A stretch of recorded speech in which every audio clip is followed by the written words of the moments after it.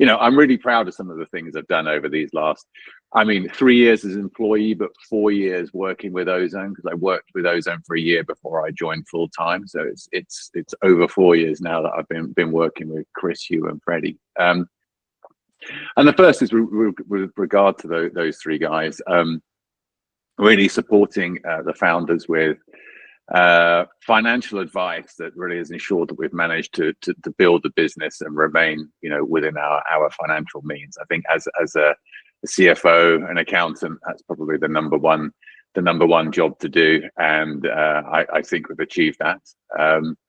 So along that journey, we've managed to raise different funds. So that started off with getting research and development credits from HMRC, the UK tax authority.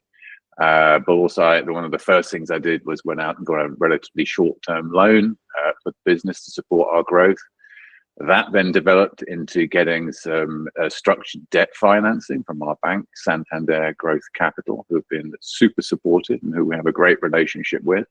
And we increased our debt facility with them twice, actually. So they're still very, very supportive, and we're going through another financing round, which they're helping us with.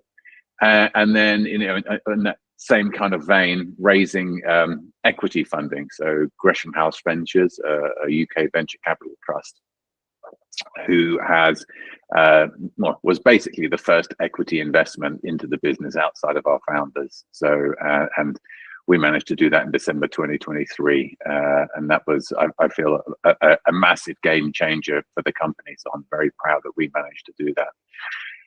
So, and then just one final thing I wanted to say, it's less of a financial aspect, but I really feel like I've managed to contribute to the wider business operations of our company.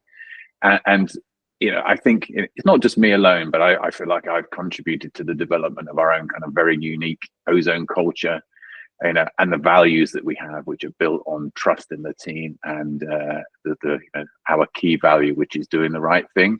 And I very much think we live it, I live it, and so I think that's quite an accomplishment. Having a strong founder team, of experts and complementary skills is really super important.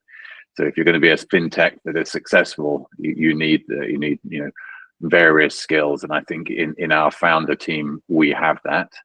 But in order to then, if you like, take advantage of that and be successful as a fintech, you really need to be able to scale a business. And I would say scaling a business is hard, okay?